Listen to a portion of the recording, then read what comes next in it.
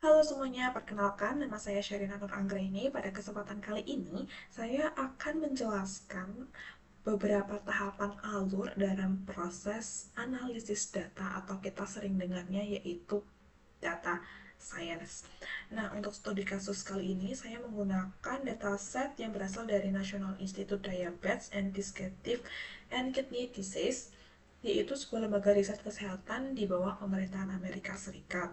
Nah, data ini tuh diambil dari suku Indian Pima, di mana suku Indian Pima ini dikenal memiliki tingkat prevalensi diabetes tipe 2 tertinggi di dunia. Nah, proyek ini itu bertujuan untuk memprediksi secara diagnostik apakah seorang pasien tersebut menderita diabetes atau tidak. Nah, sebelum kita masuk ke tahapan exploratory data atau EDA, pertama kita load library terlebih dahulu yang dibutuhkan, seperti contohnya untuk analisis data, visualisasi, dan operasi numerik, kita import CPandas, NumPy, Matplotlib, dan juga Seabird. Untuk kebutuhan preprocessing dan juga modeling, kita menggunakan library dari scikit-learn, termasuk standard scalar, grid source CV, trend test split untuk memisahkan antara data train dan juga data testing nantinya. Kemudian library modeling seperti KNN, logistic regression, random forest, dan juga metrik-metrik evaluasi yang nantinya dibutuhkan. Serta kita import juga untuk library Smoke yang akan digunakan untuk resampling, yaitu dengan cara oversampling. Pertama adalah proses EDA atau Exploratory Data Analysis.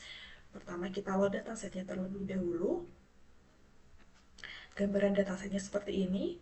Ada 9 kolom dengan satu kolom target outcome atau kita sebutnya itu adalah diagnosa diabetesnya, pasien tersebut menderita diabetes atau tidak, dengan 8 fitur, antara lain jumlah kehamilan, kadar glukosa, tekanan darah, ketebalan kulit, insulin, BMI, faktor risiko diabetes, dan juga usia.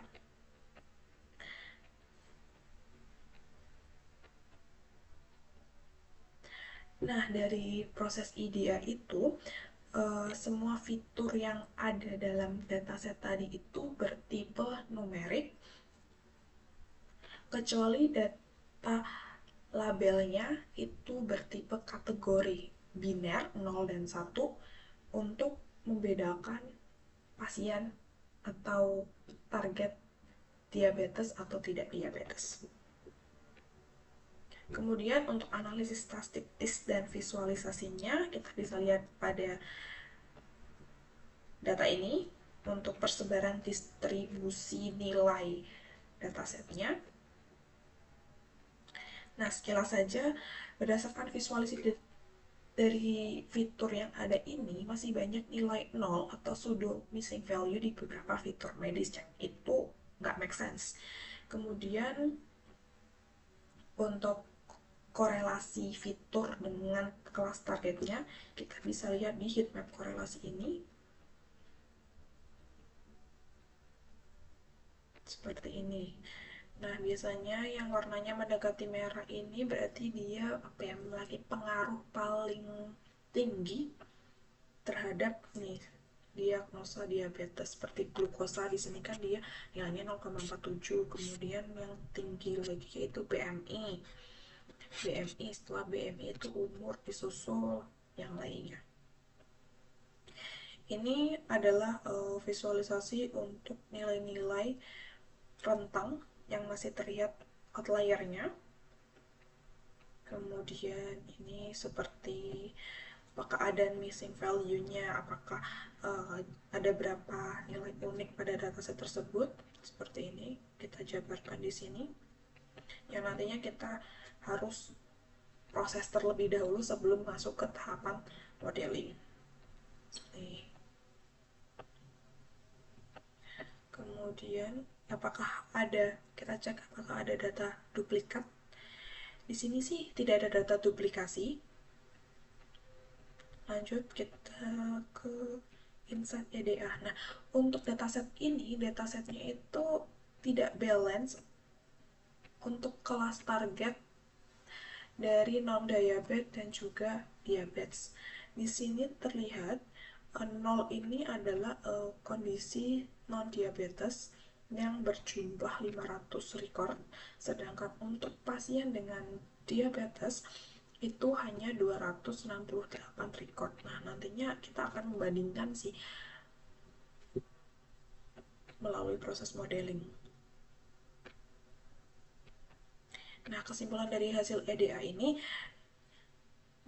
dataset prima Indian diabetes merupakan dataset yang tidak seimbang jumlah kelasnya antara target non-diabetes lebih banyak dibandingkan kelas target yang pasien menderita diabetes. Kemudian, dataset tersebut memiliki 9 kolom dengan 8 kolom fitur bertipe numerik dan juga 1 kolom target bertipe kategori.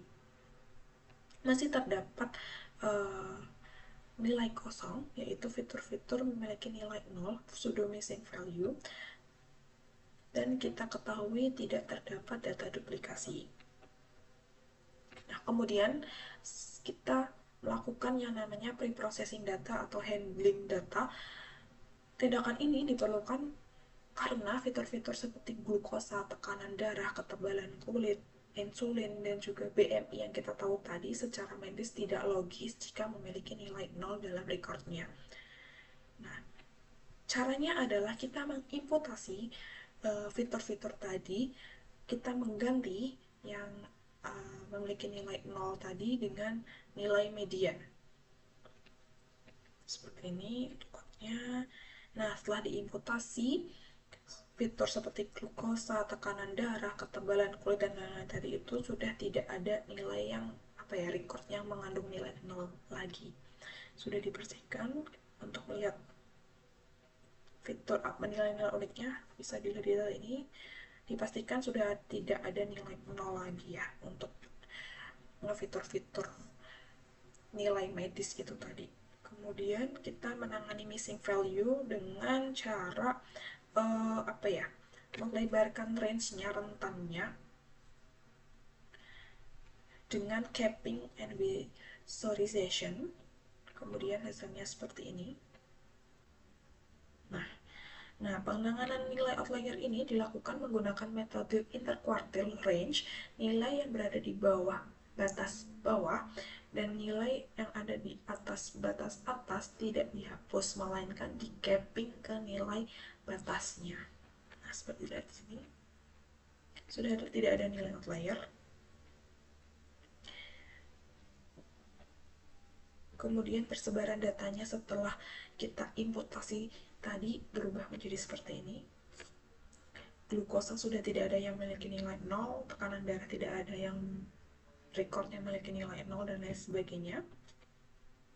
Nah, kemudian adalah menentukan apakah semua fitur perlu digunakan menggunakan heatmap korelasi tadi itu. Kita tahu tadi bahwa fitur glukosa, BMI, dan umur itu merupakan fitur-fitur yang berkorelasi paling kuat dengan variabel target, yaitu diabetes atau tidak. Seperti ini. Jadi proses langkah proses datanya itu apa saja? 1. Handling dataset dengan penanganan missing value dan juga outlier. Imputasi, mereplace nilai-nilai 0 yang tadi secara medis tidak logis dengan nilai median.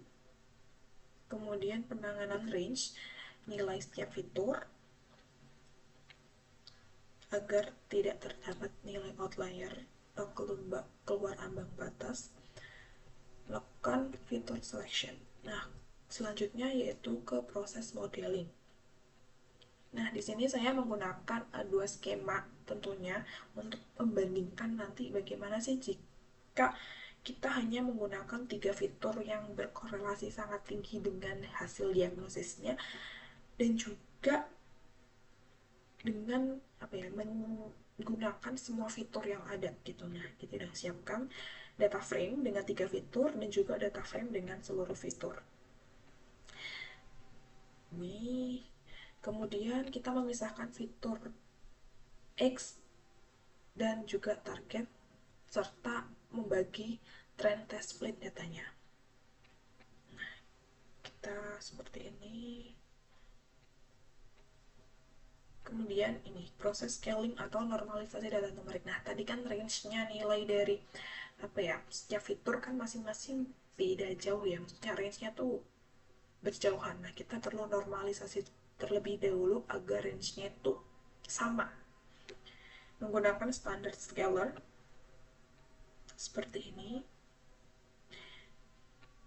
Nah, ini digunakan standard scalars atau normalisasi standarisasi fitur ini digunakan untuk menyamakan rentang nilai antar fitur, menghindari dominasi fitur dan juga mempercepat konvergensi. Kemudian langkah yang selanjutnya yaitu adalah membangun model. Di sini saya menggunakan 3 model yaitu Random Forest, KNN, dan juga Logistic Regression. Seperti ini dengan 2 skema menggunakan 3 fitur dan juga seluruh fitur. Untuk